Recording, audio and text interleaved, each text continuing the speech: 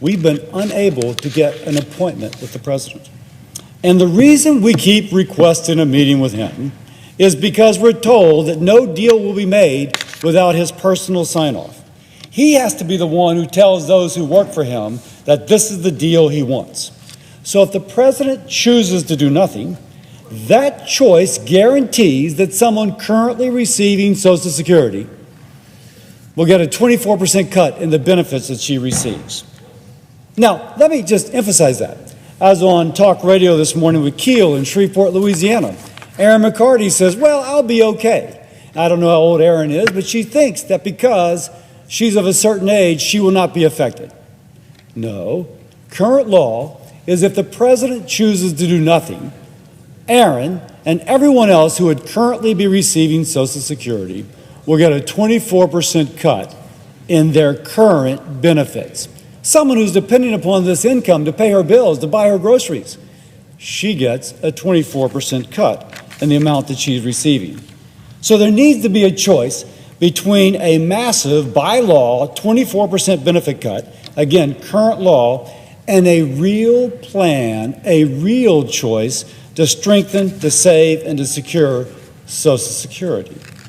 To reference President Reagan, this is a time for choosing.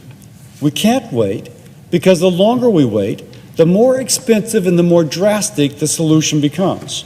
And we shouldn't allow politicians to use Social Security as a political weapon to beat people into submission, to claim that one side wishes to do nothing and they're going to rescue it, while offering nothing to stop this scheduled 24% cut. It may be good politics, it is irresponsible. Now, I will point out that President Biden's two Democratic predecessors, Obama and Clinton, both offered serious plans to address this looming Social Security fiscal cliff. President Biden, no plan, not in his budget. And in fact, when Secretary Yellen, when I asked her if they had modeled any of the things that she was referencing as a solution, they've not modeled it, which tells me they've not worked on it. There should absolutely be a sense of urgency. He should feel it the way that I feel it. I used to work in a hospital for the uninsured. Many of my poor patients, they depended upon social to pay their rent, to buy their groceries, to pay their utilities. I know what a 24% cut would mean to them.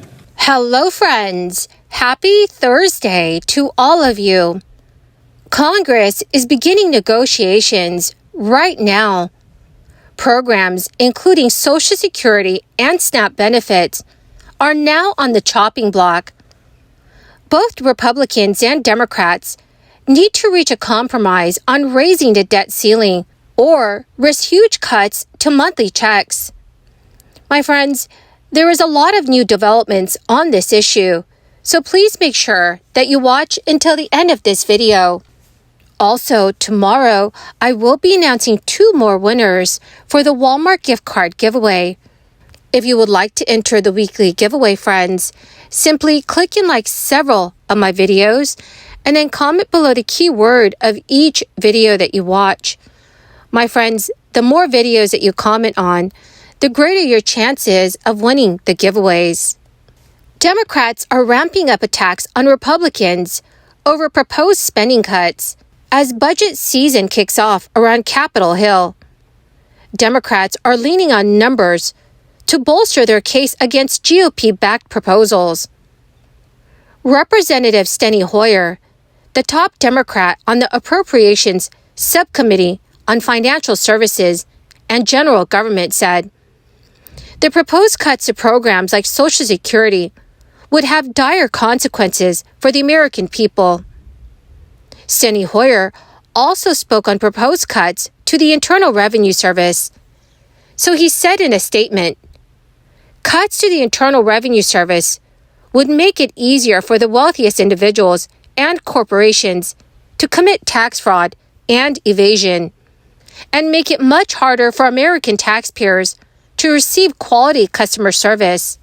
Representative Rosa DeLauro, a ranking member of the Appropriations Committee, released letters from nearly 20 federal agencies outlining what the proposed cuts would mean for their offices and the services they provide Americans. She also laid into Republicans, saying the pitch could lead to thousands losing access to childcare and Head Start, a program for low-income families with preschool-age kids. The potential impacts range from reduction of more than 5,000 employees that help process retirement claims for Social Security Administration to thousands losing out on women, infant, and children benefits.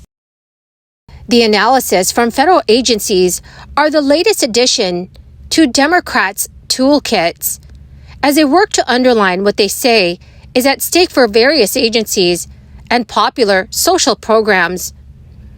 So in a matter of months, the divided Congress will have to come to some type of bipartisan compromise on how to raise a debt limit or risk a national default. Democrats have pressed for the limit to be raised without any conditions, arguing spending negotiations should be carried out separately from debt ceiling talks. But Republicans say they should go hand in hand, pointing to the national debt, which is teetering around $31.4 trillion. SSI beneficiaries can look forward to their second check next week. SSI payments of $914 are scheduled to go out on Friday, March 31st. Millions of recipients already received their payment for this month, and the second check that is coming is actually April's payment. This is because the 1st of April is on a Saturday, so the payment is being distributed on March 31st. So dear friends, do you think that our government will ever come to an agreement regarding Medicare and Social Security? Please let me know what your thoughts are in the comment section below. Today, the House of Representatives failed to override President Biden's veto of a measure to overturn a controversial investment rule in a victory for the White House. Biden issued the first veto of his presidency this Monday on a resolution to overturn a retirement investment rule. This rule allows managers of retirement funds to consider the impact of climate change and other environmental, social, and governance factors when picking investments. A 2/3 majority vote would have been needed in both chambers of Congress to override the veto. It is a high threshold to meet. The final vote on the effort to override the veto was 219 to 200. Republican lawmakers led the effort to overturn the investment rule, arguing it pushes a liberal agenda on Americans and will hurt retirees' bottom lines. Democrats argue it's not about political ideology. It's not a mandate, and it will help investors. Biden argued the GOP-backed measure to overturn the rule would put retirement savings at risk. The veto from President Biden reflects the reality of a changed political order in Washington, D.C., with Republicans now in control of the House after they won back the chamber from Democrats in the 2022 midterm elections. Previously, Democrats controlled both the House and the Senate.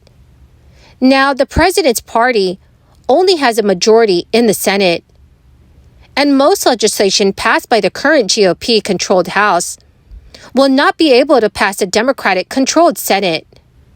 But the resolution to overturn the investment rule only needed a simple majority to pass in the Senate. Republican lawmakers advanced it under the Congressional Review Act, which allows Congress to roll back regulations from the executive branch without needing to clear the 60-vote threshold in the Senate that's usually necessary for most legislation. Well, my beautiful and most amazing friends, that is the end of my daily stimulus update video for this Thursday. Thank you, dear friends, for being part of this community and for joining me here every single day. To say thank you, I'm giving away 2 Walmart gift cards tomorrow. Please make sure you enter the giveaway, friends, by clicking and liking several of my videos. And then comment below the keyword of each video that you watch. The more videos that you comment on, friends, the greater your chances of winning the giveaways. Thank you and have a wonderful and very blessed Thursday.